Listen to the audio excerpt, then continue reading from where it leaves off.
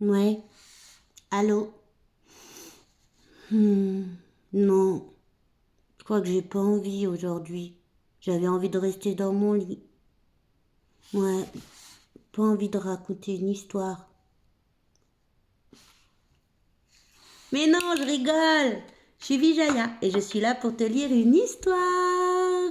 On est lundi, c'est reparti pour une semaine où il va falloir garder du courage et de la force et continuer, continuer, continuer d'être mignon, gentil. Toute la journée, essayer de faire des choses sympas comme danser, dessiner, rigoler, faire de la cuisine, faire du sport avec papa ou maman. Et puis faire les devoirs. Je sais que les grands frères et les grandes sœurs, ils ont les devoirs. Et pour ça, je remercie les profs, les enseignants, les maîtresses qui font plein de choses, qui font plein d'actions tous les jours, en ligne, avec leurs élèves. J'ai vu beaucoup de choses très intéressantes. Donc bravo à tout le monde et bon courage.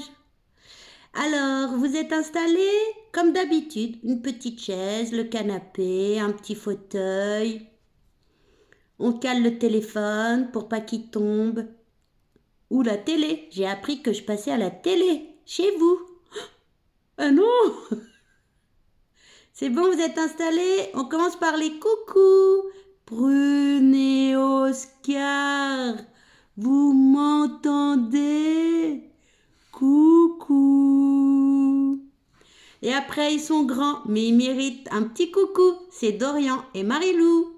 Lou et Elliot, plein de bisous. Ellie, coucou à papa et maman. Louise et son grand frère Hector. Marius qui commente toutes les vidéos. Alors Marius, c'est super, continue. J'adore. Mais je peux pas t'entendre. Mais continue. Alban, c'est son cousin, coucou. Et aussi des bisous à Effie et Anna. Et bien sûr, Daphné et Léa. Donc l'histoire aujourd'hui, c'est À cheval ni tout. C'est l'histoire d'un petit natif américain. On va voir ce qui lui arrive. Alors, c'est une histoire de Marc Quentin et illustrée par Sébastien Pelon.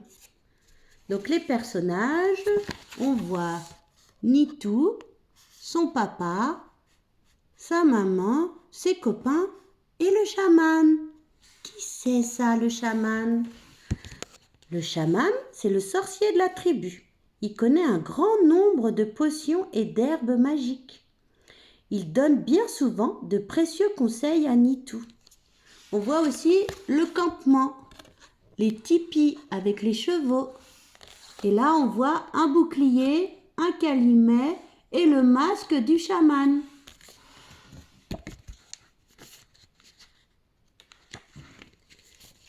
Une mission difficile.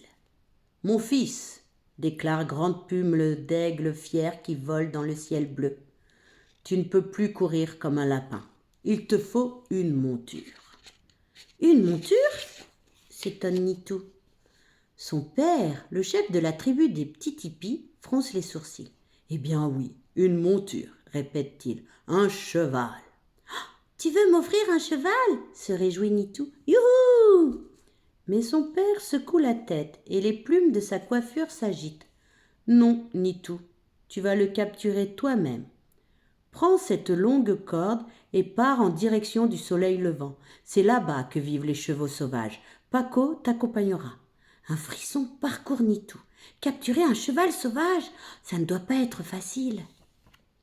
Et même si Paco vient avec lui, il ne voit pas comment un aigle pourrait l'aider. Quand tu reviendras au village, reprend son père, je veux te voir sur le dos d'un cheval. Hugues. Le petit Indien jette la corde sur son épaule et prend aussi son couteau, son arc et son carquois et quitte le tipi. Dehors, Paco, l'aigle à la tête blanche, l'attend, perché sur le grand totem. Pourquoi fais-tu cette tête? Lui lance-t-il. Tu devrais être heureux. Tu auras bientôt un cheval à toi. Je l'espère, répond Nitou, car j'ai l'impression que mon père sera très déçu si je ne réussis pas. Alors, mettons-nous en route, dit Paco en déployant ses ailes. Des chevaux en danger. Triple Galop est la jument sauvage la plus rapide des terres de l'Ouest. Hélas, elle s'est blessée à la patte avec une grosse épine de cactus. Et elle perd un peu de sang. Regarde. Là, on la voit. Et ça, c'est son poulain.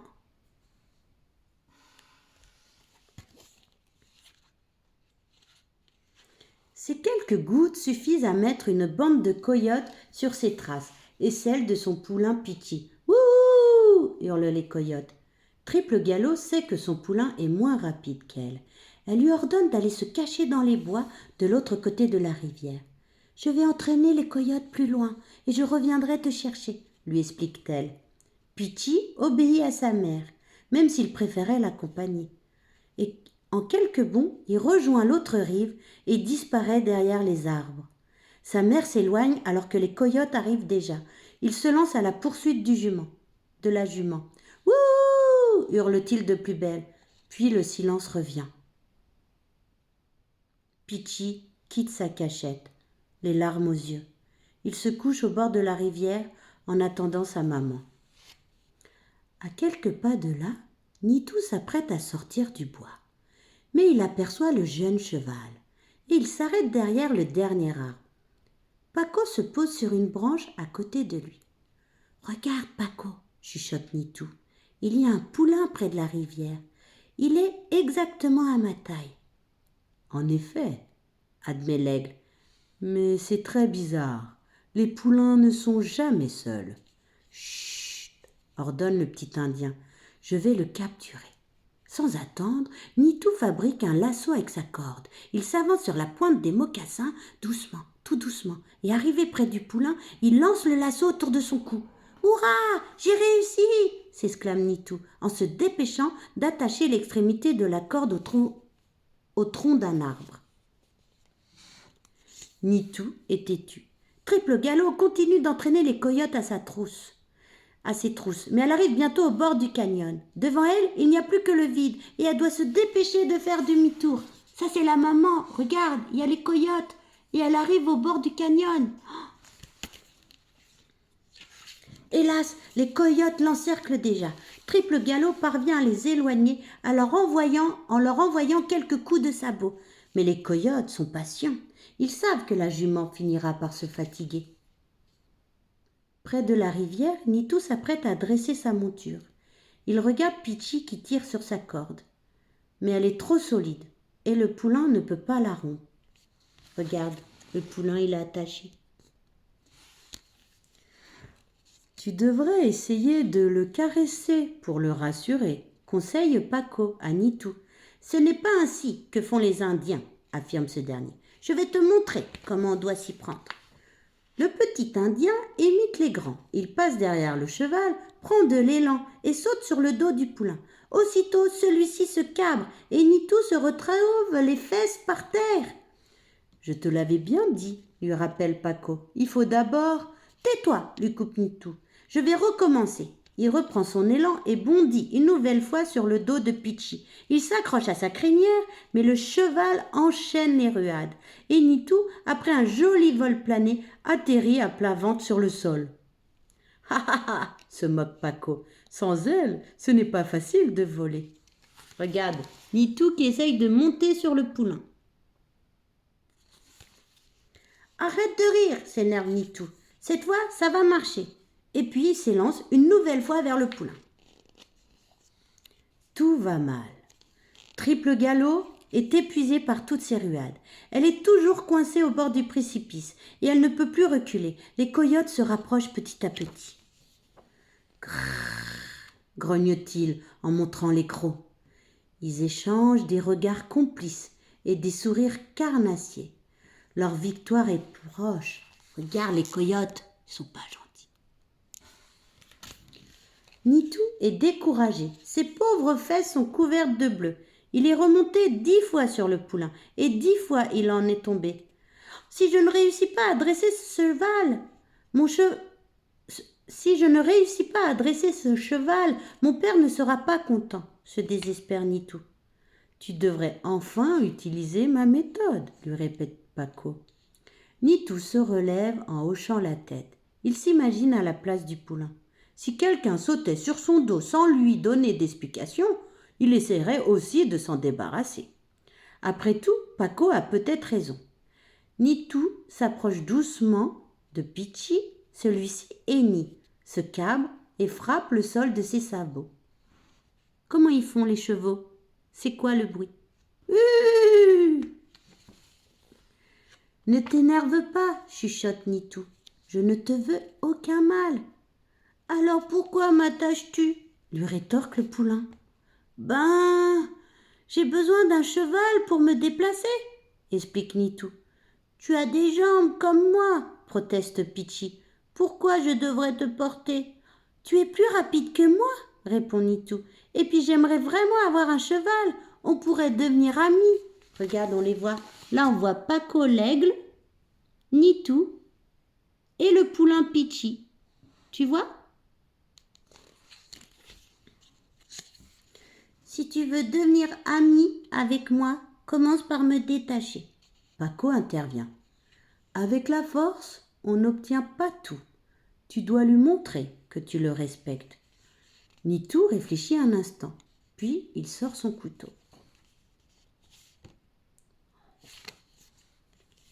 Nitou se rachète.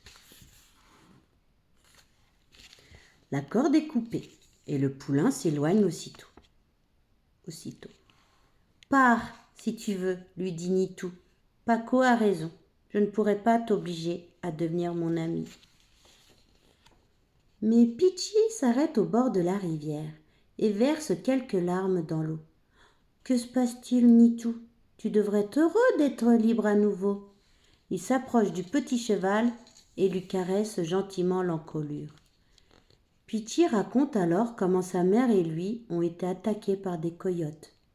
À présent, il est très inquiet pour sa maman. Nitou baisse la tête, honteux d'avoir capturé ce pauvre poulain. Maman devrait déjà être revenue, sanglote ce dernier. Les coyotes l'ont sûrement rattrapé. Nous allons t'aider à la retrouver, promet Nitou. Paco, envole-toi, avec ton œil perçant, je suis sûre que tu vas la repérer. Pitchi et moi, nous te suivrons. D'accord, approuve l'aigle, mais tu ne seras pas assez rapide, Nitou. Bah qu'il grimpe sur mon dos, propose Pitchi. Vite, en route. Le train presse pour sauver Triple Galop. Nitou grimpe sur le dos de Pitchi afin d'arriver plus vite. L'union fait la force. Paco connaît bien les coyotes. Ils ne sont pas très courageux, mais ils sont malins. La falaise n'est pas loin, et l'aigle les soupçonne d'avoir entraîné la jument vers le précipice. Regarde, ils sont prêts. On les voit, le poulain. Et Paco. Ils espèrent la faire tomber pour la dévorer ensuite tranquillement au fond du canyon. Les lâches, marmonne l'aigle. Il avait raison de craindre le pire. Triple Galop est au bord du gouffre, un sabot au-dessus du vide. Elle semble à bout de force et les coyotes continuent de la harceler pour l'obliger à reculer. Encore un pas et ce sera la chute. À l'attaque! Crie Paco en piquant vers les coyotes. Pichou et Nitou arrivent aussi. Ils ne quittent pas l'aigle des yeux et le jeune poulain est rapide comme le vent. À l'attaque! Crie également Nitou en apercevant les coyotes. Paco frôle déjà leurs ennemis. Ses serres luisent dans le soleil et à leur vue, les coyotes s'aplatissent. Pitchi et son cavalier se jettent dans la bataille. Nitou a sorti son arc et tire une première flèche qui transperce la queue d'un coyote. Couic! Aouh! Hurle de douleur celui-ci. Mais la meute est nombreuse. Les coyotes se retournent vers Pitchi et tentent de lui mordre les pattes. Heureusement, Paco intervient et en quelques coups de bec, il écarte les agresseurs qui s'éloignent avec un mal de tête. Et Pitchi, d'une bonne ruade, envoie 2 autres coyotes dans les airs. « Prends ça !» hurle Nitou en décochant une nouvelle flèche. Elle entaille une oreille du chef des coyotes. « Aïe, aïe, aïe !» couille-t-il en déguerpissant la queue entre les pattes. En voyant leur chef abandonner la bataille, toute la meute s'enfuit. C'est la débandade. Hurrah! Crie Nitou. On a gagné! Triple Galop rejoint alors son fils en boitant. Et il reste un long moment, museau contre museau, tout heureux de se retrouver. Regarde la bataille! Là, il y a Nitou, il lance des flèches. On voit Pitchi, on voit sa maman. Regarde, et les coyotes, pic, dans l'oreille.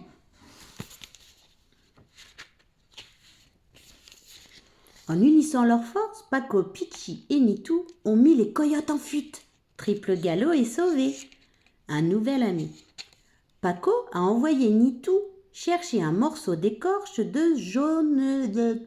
Paco a envoyé Nitou chercher un morceau d'écorce de jeune saule pour l'appliquer sur la blessure de Triple Galop. Ce médicament est très efficace et la jument va déjà beaucoup mieux. Pitchi hennit de joie en constatant que sa maman ne boite plus.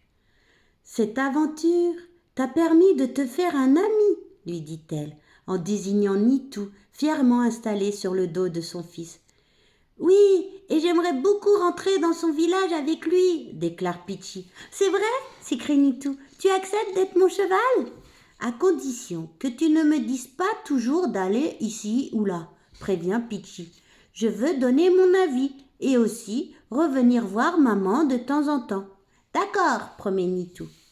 Pitchi est né dans les prairies, ajoute Triple Galop, là où les vents soufflent librement et où il n'y a pas de barrière.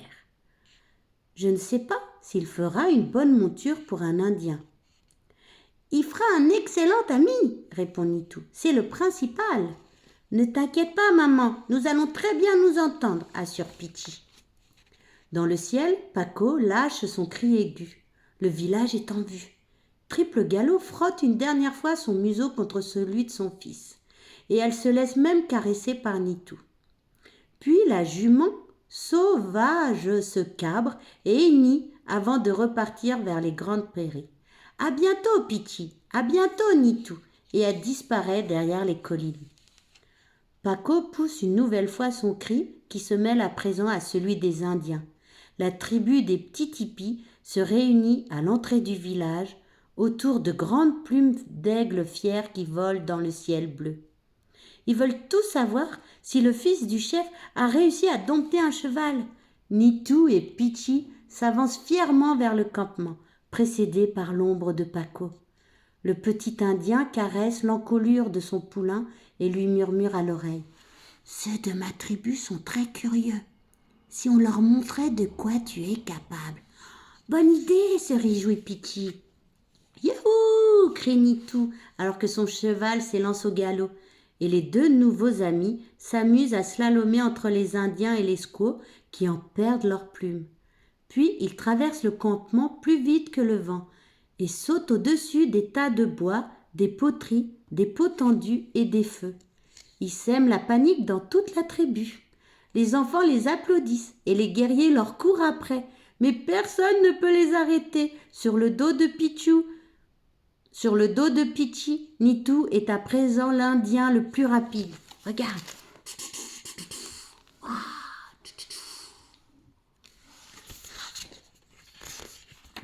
Et voilà. C'était Nitou et son poulain Pitchi. J'espère que ça t'a plu. C'est vrai que les histoires sont un peu plus longues. J'aimerais en trouver qui font 10 minutes. Mais beaucoup, là, dans celles que j'ai, ça frôle les 20 minutes.